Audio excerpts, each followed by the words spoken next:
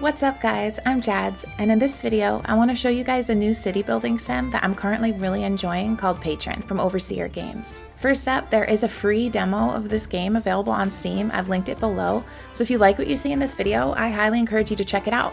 And if you've played this game, I'd love to hear what you think of it down in the comments. So let's get into this. I can't wait to show you kind of what this game is all about. I'm having so much fun with it, but fair warning, it is challenging. So first up, when you start a new game, you're gonna name your town and pick your banner. It's just all a bunch of presets. They're all really cool, but unfortunately there's no custom banner option. And then you're gonna pick your map. These maps are not randomly generated. What you see in the picture is what you get. I believe you only have one choice of map in the demo. I can't remember which it is. But these different maps also have different difficulties, soil richness or richness, and then different weather, obviously. For this video, I want to build somewhere I haven't been yet. I'm going to pick the Islands of Plenty because I like the idea of having like a cute little harbor in this central area. So then you choose your game settings. I'm going to leave these default. The population here is going to be the number of adults, young, and then babies that you're starting with. So here's our map. First of all, it's beautiful. Let's just pause and take a look around real quick. We have like a shipwreck up here. I just love the detail that they put into some of this little extra stuff on the map. It looks like we have like an old abandoned like castle kind of fortress thing on this cliff over here. I love it. So here are the people that we arrived with. This window up here is going to be your overall status window. It shows you your inventory, the population you have in each age group. If you hover over this, it also shows you like how many houses you have, how many are occupied, so that's a good way to keep track of if you need to build more. Shows you your available influence points, which we'll talk about a little bit later, and your overall citizen happiness. If you hover over happiness, you can see that this is the average of a bunch of different factors. If any of these get too low, people may move out. In the top right, you can toggle the status window on and off. Open up our job board to assign settlers to different jobs. We have a research tree. We have town policies and decrees. We have a few additional panels such as an event log, like if you want to see when people are born or get married, when people die, when people move in. That's what this annual button is going to do. You can look at detailed inventory information. You can look at detailed resident information. And then there's different visual options such as a mini map, overlays for soil fertility and ore richness. And then you can also hide all the trees temporarily while you lay down blueprints. That's pretty useful for when you're trying to like plot a road through woods and you don't want to cut down trees. So you start out with one structure already built called the townhouse. As your town develops, you'll be able to enact certain policies and decrees that affect how your community grows. You're going to use those influence points that I mentioned before to enact these policies and decrees, but we will come back to that once we have some of that unlocked. Down in the bottom right are all your options for different structures to build. Houses, town buildings, crops and ranches, production buildings, beautification items like parks, hedges, etc., roads and bridges and road signs. And then this last one is kind of all your little tools, such as setting trees to be chopped down, buildings to be demolished, rocks to be mined, and so forth. So if I let the game play, I'll see pretty soon I get an alert about a housing shortage. So let's build some houses down here. I'm actually just going to put down some tents at first because they're quicker, and I don't know where I want my residential area to be quite yet. I'm also going to put down a depot right away from the production menu. This is basically a storage shed.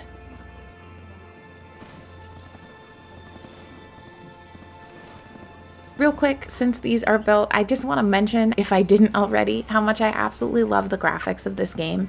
I love how not all the tents are the same, the little details that they've added to make them look really lived in and cozy. But okay, enough about that, enough of my rambling praise of the graphics.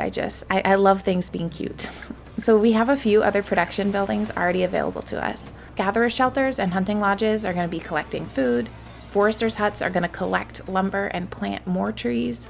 Sawmills are going to cut lumber into firewood, and herbalist huts collect herbs, which you'll need to like fend off sickness. The best way to get food early game is by gathering and fishing. However, we can see that we don't have the option to build a fishing dock yet. We need to research it first. So let's go up to the research menu and see how to do that. Each research item here requires coins and time. Most also require some other resources as well. The fisherman's hut requires 25 coins and 20 lumber, which we just barely have. So I'll go ahead and mark some more trees to be cut down just to kind of up our lumber stockpile while we're waiting for that research to finish. In the meantime, I want to get down a gatherer's shelter. Now, when you go to place certain buildings, you're going to see an efficiency value and a radius around your building. This is how efficient production will be based on the environment within the radius. Gatherers' shelters, hunting lodges, and foresters' huts are going to be more efficient in more wooded areas. Unfortunately, I don't have a lot of options within a good walking distance from kind of where my central town is, so I'll have to settle for a little bit less than perfect efficiency. So my people have built their gatherer shelter, and we see this little symbol over it.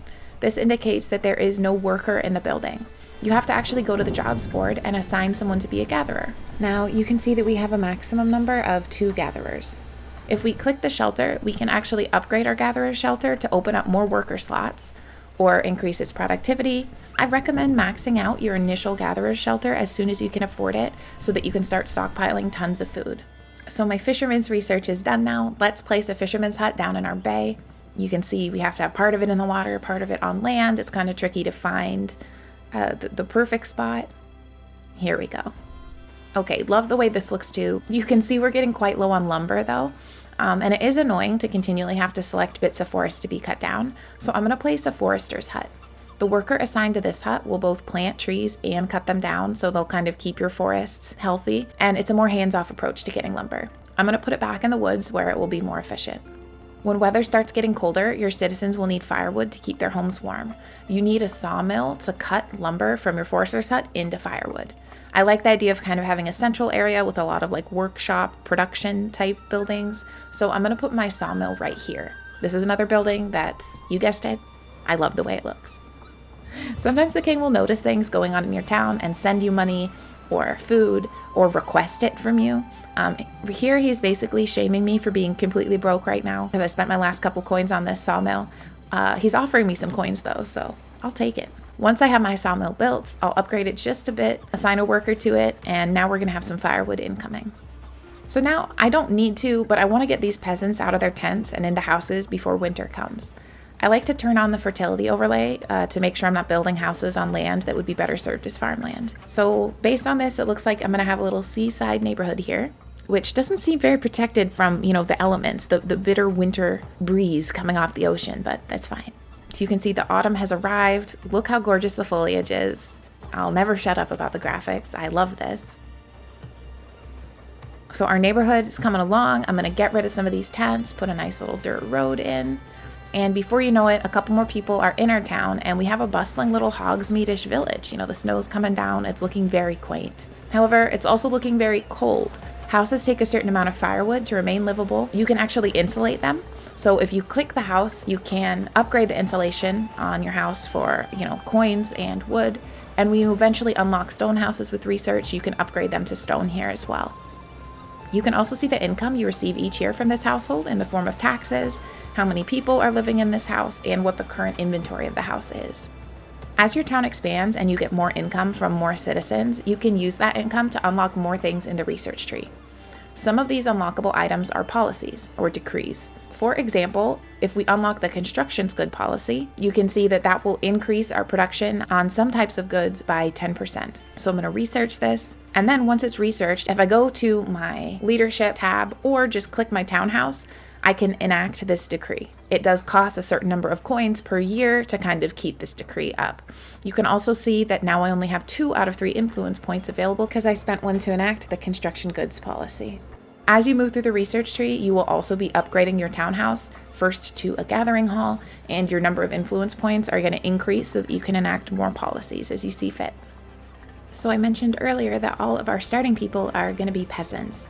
As your town expands, you may attract some laborers, merchants, and even gentry. This is where the game starts getting really fun in my opinion. Each class of person requires different luxury items to be happy. Those are represented by these different gems along the bottom of your inventory. So for example, luxury items for peasants are going to be clothes, furniture, flowers, and pottery. When you have citizens of higher social classes move in, you'll need more luxury goods. For example, gentry want perfume, wine, jewelry, and fine garments. Same. To keep my peasants happy long term, I'm going to need to start producing some of their preferred luxuries. So I want to work my way up the research tree to get a clothes shop. Speeding up time here to get it done, and I'm going to go ahead and put this clothes shop in. I love the way the clothes shop is done. I love every single building in this game, so I'll just stop going on and on about it. But if we click this clothes shop, we can see that in order to make clothes, we require coins and leather. So you're also going to have to put down a hunting lodge to make sure that you have some leather entering your stockpiles. Now, before you get too far, you're definitely going to want a farm because this is by far the best way to get food in mid to late game. So in order to be able to plant crops and have animal ranching, you're going to need to unlock the gathering hall in the research tree and then research field crops. Now, the way farming works is a little bit interesting. You can make as many crop fields as you want, but you'll need to have one farmer assigned per field in the job board or not all the crops will get sown. They won't sow one field and then move on to the next. Each field does require its own individual specific farmer. If you create an animal pen, that will need a dedicated farmer as well. The bad news is this does eat up a lot of labor. The good news is you can unassign your workers from farming in the fall after the crops have been harvested and put them on other jobs over the winter. Just make sure to keep enough farmers assigned to the farming role to take care of any animal ranches you have, since those still need to be maintained over the winter. As your colony is growing, periodically you'll get events such as this one where you have to make a choice. It looks like some pirates approached my camp and offered to trade with us. If I decline, because they're a bit shady, it'll increase my citizens' feelings of safety. If I accept, I get some of this sweet, sweet gold coinage, but my safety rating is going to plummet. I'm going to accept. We can see now that the average feeling of safety among my villagers is not very good.